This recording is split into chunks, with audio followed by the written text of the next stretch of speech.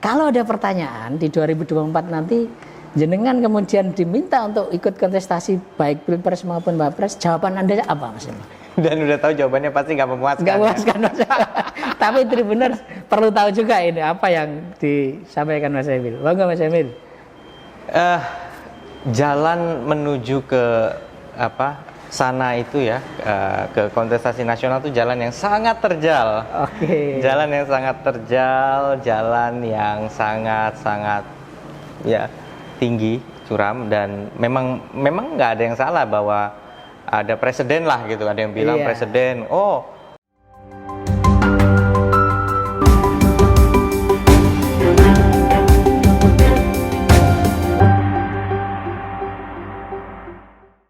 Assalamualaikum warahmatullahi wabarakatuh, Tribuners dan pembaca harian Surya dimanapun berada. Kembali bertemu dengan saya Tri Mulyono, pemimpin redaksi Tribun Jatim Network dan wakil pemimpin redaksi di harian Surya. Sebentar lagi saya akan ngobrol dengan tokoh hebat di Jawa Timur. Beliau adalah Wakil Gubernur Jawa Timur Dr. Emil Elestianto Dardak.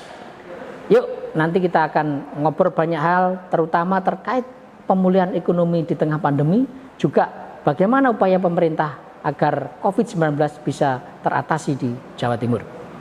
Pandemi masih menyerang Indonesia. Jawa Timur sendiri kayak apa, Mas? Apakah ini bisa? kita optimis. Begini, saya juga sering menyampaikan bahwa kuartal 1 2020 itu Indonesia belum terlalu merasakan COVID-19, makanya ekonominya masih tumbuh positif di angka di atas 2%. Ya, memang sudah turun, itu menunjukkan juga betapa terpengaruhnya kita kepada ekonomi global. Walaupun kita negara besar, punya banyak potensi ekonomi, tapi ternyata begitu global lesu, kita juga kena pertumbuhan ekonomi kita kuartalnya turun kan. Tapi di sisi lain, di kuartal kedua di 2020 yang lalu, ekonomi kita itu sudah merasakan dampak COVID. Maka perbandingannya lebih fair lah dengan sekarang untuk melihat apakah kita sudah naik atau belum. Kalau kuartal 1 kita ngebandingin dengan satu situasi belum ada COVID. Oke. Ya, bayangin bisa sama aja hebat, apalagi masuk kita diharapkan tumbuh kan gitu kan? Iya, iya. Itu. Tapi di kuartal kedua sudah apple to apple istilahnya. Nah, kami optimis ini akan positif karena pada kenyataannya kondisi ekonomi kita dibandingkan saat awal pandemi ini pun sudah ditunjang juga dengan ada studi oleh Universitas Negeri Malang. Oke. Kami waktu itu lebih banyak mengevaluasi bansos. Oke. Dan dari evaluasi bansos itu kita menemukan bahwa memang 3 bulan pertama yang paling sulit. Setelah itu ekonomi sudah mulai pulih untuk masyarakat di Jawa Timur, sudah mulai terasa lebih baik. Pertumbuhan kuartal beberapa sektor yang terpukul di kuartal ketiga 2020 mencapai di 7,5%. Gitu. Jadi ya ada optimisme yang tinggi bahwa di kuartal 2 ini insya Allah kita bisa mencatatkan pertumbuhan positif. Bisa memprediksi angkanya, Mas Emil? Targetnya Bapak Presiden 7%. Tapi kami berpikir ya kita tetap berharap bisa memenuhi target Bapak Presiden dengan berbagai upaya. Nah, kalau masalah prediksi kita serahkan pada ekonom-ekonom lagi karena Bank Indonesia pun merevisi pertumbuhan yang tadinya 5,3% misalnya untuk annual diperkirakan akan terkoreksi. Gitu. Di Jatim sendiri apa, Mas Emil, upaya untuk membantu agar di kuartal 2 dan berikutnya bisa positif pertumbuhan ekonomi di Jawa Timur? Prasyarat dari semua upaya pemulihan ekonomi adalah menjaga kondisi COVID-19. Menjaga supaya kondisinya itu tidak melonjak, landai, syukur-syukur bisa turun. Ya. Dan itu adalah seni menurut saya, bukan artinya kemudian dengan ngerem, karena kalau ngerem ya sama saja bisa dicapai, tapi kemudian ekonominya yang terdampak, Mas Emil ya. Kadang-kadang saya nggak ingin ngomong ekonomi, kesejahteraan. Karena kalau ngomong ekonomi kesannya duit lebih penting, tapi kalau ngomong kesejahteraan ini masalah penghidupan, penghidupan untuk kehidupan, ya kan? Masyarakat kecil loh yang terpukul, mereka yang biasa bisa jualan gerobak itu kemudian merasakan sulitnya, yang punya warung-warung kecil juga merasakan sulitnya. Bahkan ya pada saat kita membatasi kegiatan perhotelan, MICE, Meeting Incentive Conference Exhibition, yang merasakan dampaknya itu bukan hanya hotel-hotelnya saja, tapi suppliernya, vendornya. Kita bicara petani hortikultura, baik itu buah sayur, permintaannya turun. Peternak ayam, daging, turun permintaannya. Pengrajin camilan, turun omsetnya. Jadi kalau orang bilang wisata itu jadi pengungkit urusan tidak penting, tersier. Ya tersier bagi yang mengunjungi, tapi primer bagi yang hidup dari wisata. Kira-kira begitu. Jadi itulah sebabnya kemudian upaya kita adalah menjaga balance tadi. Artinya, sudah ada format yang dibuat oleh pemerintah pusat. Dulu kita punya kampung tangguh, sekarang namanya PPKM Mikro. Di tingkat makronya ada PPKM awalnya. Jadi kalau PPKM itu mengatur pusat aktivitas masyarakat, apakah itu pabrik, pusat perbelanjaan, tempat-tempat kegiatan lainnya, transportasi, sekolah, tempat ibadah, lalu ada yang berbasis neighborhood, itu yang disebut PPKM Mikro. Gitu. Nah, di dua sisi inilah kita melihat ada upaya yang simultan kita lakukan. Kalau ekonomi memang ingin bergerak, tentu ini juga nggak bisa terlalu direm terus. Harus agak sedikit. Nah, makanya jam tutupnya untuk restoran mulai dibuka, tetapi harus dilandasi dulu kondisi kurva penyebaran COVID yang kondusif. Tapi yang mikro ini dalam situasi apapun wajar kalau ada satu RT lebih dari 10 rumah di saat yang sama aktif kasus positif, ya memang harus ada pembatasan dulu lah. Bahaya kalau kita lepas. Jadi yang mikro ini nggak usah khawatir. PPKM Mikro mau berlanjut terus, memang itu adalah satu situasi satu langkah yang logis. Kapanpun itu kalau ada lebih dari 10 kasus aktif di satu RT, ya memang harus PPKM betul. Mas Emil, di tengah optimisme kemudian di Jawa Timur ada kenaikan lagi nih angka COVID, terutama di Bangkalan kemarin. Kira-kira optimisme ini apa tetap akan kita atasi COVID di Bangkalan, Mas Emil? Saya selalu senang melihat optimis penting, apalagi seorang pemimpin harus optimis. Tapi saya juga lebih senang lagi manakala saya bisa empiris. Secara empiris kita sudah melalui beberapa masa sulit. Lebaran 2020, penghujung tahun 2020, masa-masa di mana kasus bahkan melonjak 3 kali lipat. Dengan kerjasama seluruh elemen kita bisa turunkan kasusnya. Ya artinya kita pernah berhasil dan kita harus optimis kita bisa berhasil kali ini. Jadi masa-masa setelah Lebaran 2021 ini memang sudah terjadi kenaikan kasus, kita akui, dari kasus aktif 1479 sekarang sudah 2131. Dan ini tidak boleh dianggap enteng. Oleh karena itu pada segenap masyarakat kita nggak nyuruh mereka diam di rumah, tapi berhati-hatilah.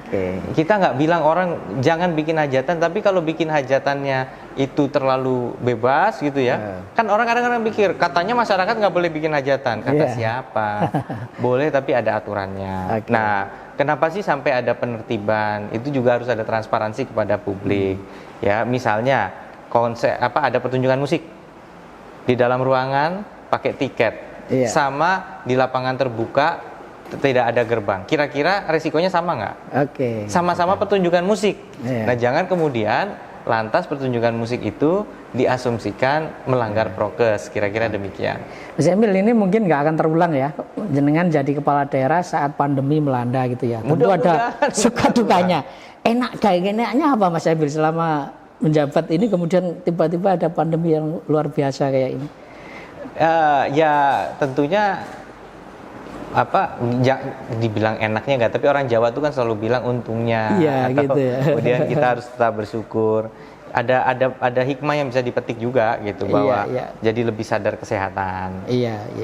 Kita jadi juga lebih higienik ya, lebih dan karena banyak sekali kemudian kegiatan bisa melalui video conference, maka waktu kita lebih produktif dan bisa juga meluangkan dengan keluarga ya Mas, bisa meluangkan waktu juga dengan keluarga. Jadi ada hikmahnya di balik ini semua sih. Ngomong-ngomong soal ini Mas, enak nggak enaknya jadi kepala daerah Mas, di Indonesia ini kan sudah ada 300 kepala daerah yang terjerat kasus KPK, yang terbaru di Nganjuk malah, mereka juga muda. Kita berharap kan sebetulnya anak-anak muda ini jangan sampai terjerat kasus seperti itu ya. Tapi faktanya ada lagi gitu. Mas Emil sebagai kepala daerah yang nggak mewakili anak muda, kira-kira apa sih yang harus dilakukan agar ini nggak terjadi lagi, Mas? Masalahnya saya sebagai seorang yang lagi jabat klise ya kalau ngomong ya. Karena diantara beliau yang kena juga nggak sedikit juga yang aktif melakukan gerakan anti korupsi juga gitu. Iya.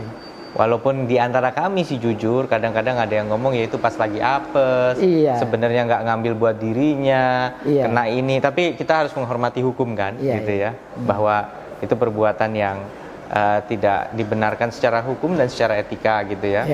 Tetapi di sisi lain ya semua kembali ke diri sendiri. Artinya keteladanan yang diberikan juga jadi penting gitu ya kepada diri sendiri gitu. Makanya kan saya serba salah sih ya kalau ngomong gini ya gitu. Banyak yang bicara soal gaji nggak diambil tuh oke gitu ya, hebat gitu ya. Dan saya salut dengan mereka. Tapi saya juga menghormati mereka yang tetap ngambil gaji, tapi kemudian mencoba menunjukkan gaya hidup yang proporsional dengan gaji itu gitu. Karena kalau misalnya nggak ngambil gaji, tapi kita tahu bahwa dia punya mungkin memang dia punya bisnis besar, kemudian gaji itu memang nggak seberapa dibanding bisnisnya, orang jadi berpikir oh jadi pejabat mungkin karena status aja nyari dan sebagainya kan itu. Jadi menurut saya ini dimensi yang kompleks. Tetapi mencoba untuk hidup proporsional terhadap fasilitas dan apa yang diperoleh dari kita, yang artinya seorang pejabat nggak bisa hidup terlalu mewah. Udah pasti nggak bisa terlalu mewah. Itu adalah salah satu bentuk untuk menjaga stabilitas ini. Nah, satu lagi yang paling penting, politik. Banyak yang mengatakan bahwa dalam politik ini juga tidak lepas dari pentingnya hal-hal yang berkaitan dengan finansial. Gitu. Logistik. Disinilah kita mesti kadang-kadang agak pasrah juga ya. Artinya terlalu ngoyo gitu mikirin masa depan sampai akhirnya terlalu mikirkan itu juga ya itu bisa beresiko. Jadi itulah yang kemudian kita juga harus, karena saya selalu bilang kita ini selalu nata nanti berikutnya gimana caranya to win the next election gitu. Kita lupa umur aja belum tentu loh besok kita masih hidup. Mendingan kita nikmati amanah yang kita punya hari ini. Udah dengan hari ini kita bisa ngapain. Artinya Mas Emil, kalau boleh ada skala 1 sampai 10, enaknya jadi wagub apa Mas Emil? Di tengah cobaannya yang tantangannya ya Mas ya luar biasa itu ya Mas Emil. Tergantung perspektif makanya. Saya nggak ngerasa hebat-hebat amat juga bahwa mungkin alhamdulillah masih dalam keadaan yang selamat gitu ya. Itu karena memang kebutuhan juga nggak tinggi, jadi pengorbanan. Artinya memang ya happy aja kok. Saya nggak ngerasa.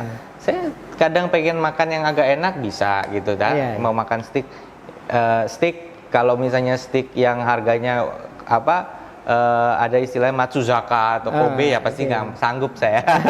Kalau steak kayak misalnya yang sekarang kan banyak steak startup anak muda yang enak-enak yang agak itu dikit, itu juga udah rasanya udah enak gitu kan. Nggak murah-murah banget, tapi sekali-sekali dengan keluarga itu bukan hal yang nggak mungkin gitu. Jadi sebenarnya tergantung lah level kita kebutuhan gitu. Saya nggak ngerti merek lah gitu kalau ngomong soal barang-barang. Mungkin juga karena sama aja pas dipakai rasanya gitu kan. Lain mungkin kalau kita bintang film ya, mungkin ketahuan bedanya. Jadi balik lagi di situ bahwa kalau ngomong enak-enaknya sih ya kita masih tetap ngerasa baik lah, kita bersyukuri bahwa apa yang dianugerahkan oleh Tuhan, oleh Allah ini sudah memberikan sesuatu yang baik lah. Banyak orang itu menyebut Mas Emil ini sosok yang sempurna itu ya. Waduh, muda, pinter, ya, ganteng, pinter nyanyi gitu ya. Satu lagi istrinya cantik dan artis Mas. Tapi kira-kira apa sih yang kurang di hidup Mas Emil sehingga harus tetap diperjuangkan selama sisa karir di pemerintahan provinsi juga itu? Percaya sama saya, setiap orang akan selalu ngerasa kurang. Ya kan? Ada misalnya orang udah hebat gitu ya, tapi merasa dia belum yang number one. Kalau ya kan bisa nyanyi tapi ngerasa bahwa mungkin sebagai penyanyi mungkin masih ada orang yang diklaim suaranya lebih bagus misalnya, atau itu. Tapi nanti kalau misalnya katakanlah dia udah the top ya, misalnya dia juara Grand Prix Formula One, nanti ada lagi atau udah jadi ini Bapak Golden Boot Award gitu kalau main bola. Atau udah jadi bahkan ini kurang muda. Jadi di dunia ini akan selalu ada yang kurang, akan selalu ada yang ini. Jadi kita, nah di situlah kita harus, ya itulah triknya. Semasuk saya selalu mengatakan, orang selalu bilang, Mas Emil ini ya muda terus ya. Tapi saya bahaya gitu kalau saya terus menanamkan di diri saya muda, karena saya akan semakin tua. Kalau kelebihannya adalah karena muda, itu nggak lagi menjadi sebuah ini gitu. Tapi kita harus usia tidak lagi menjadi faktor, dan saya lebih setuju usia memang tidak menjadi faktor. Tua pun kalau dia progresif, semangatnya tetap muda. Nggak ada kata terlalu muda, tapi tidak ada kata juga terlalu tua. Siapapun yang masih punya relevansi terhadap perkembangan zaman, dia boleh dapat kesempatan. Mas Emil, ini pertanyaan terakhir. Meskipun saya tahu Mas Emil paling jawabnya nggak memuaskan nih. Di banyak survei Mas Emil, jenengan itu levelnya itu dianggap sudah waktunya juga untuk ke Jakarta.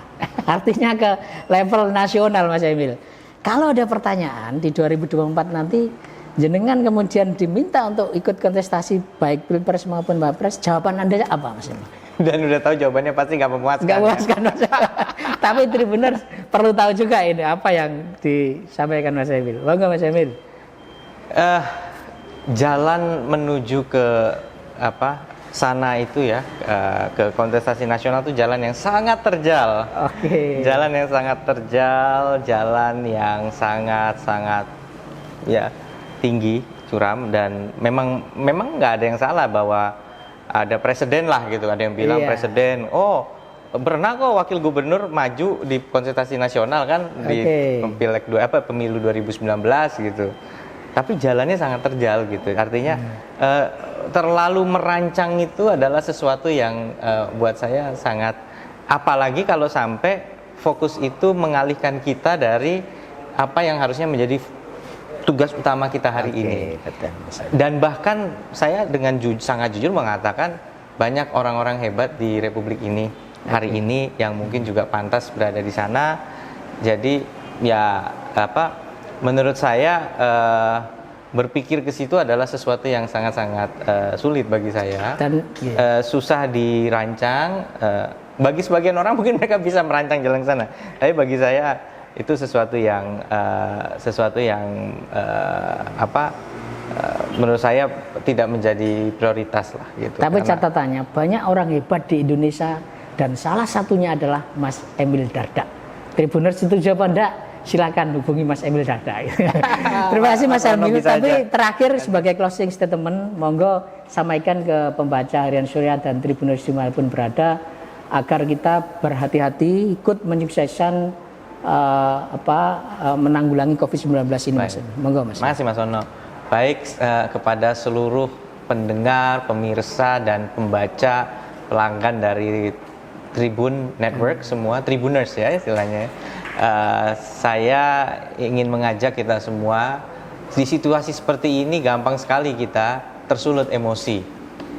Ada yang tersulut emosi karena melihat menganggap bahwa orang-orang abai terhadap protokol kesehatan. Ada yang tersulut emosi karena justru merasa bahwa aturan-aturan protokol kesehatan terlalu menyulitkan. Dan tentunya di situasi seperti ini kita mudah-mudahan bisa tetap memiliki kesabaran, memiliki keteguhan, karena pada akhirnya yang akan menentukan keberhasilan kita melawan pandemi ini adalah kebersamaan dan tentunya kekokohan dari kerjasama kita. Jadi kepada masyarakat, kepada seluruh Tribuners, istilah gaulnya ya jangan sumbu pendek, ayo, dan jangan gampang kemakan hoax. Selalu cross check, kalau ada video cek betul apakah itu video baru atau video lama, apakah itu di lokasi A atau ternyata di lokasi lain, karena hoax ini bisa memancing emosi kalau kita terlalu sumbu pendek. Sekali lagi sukses semua untuk Tribuners. Terima kasih. Demikian obrolan saya dengan Mas Emil Dardak. Sampai ketemu di lain kesempatan. Assalamualaikum warahmatullahi wabarakatuh. Waalaikumsalam. Terima kasih Mas.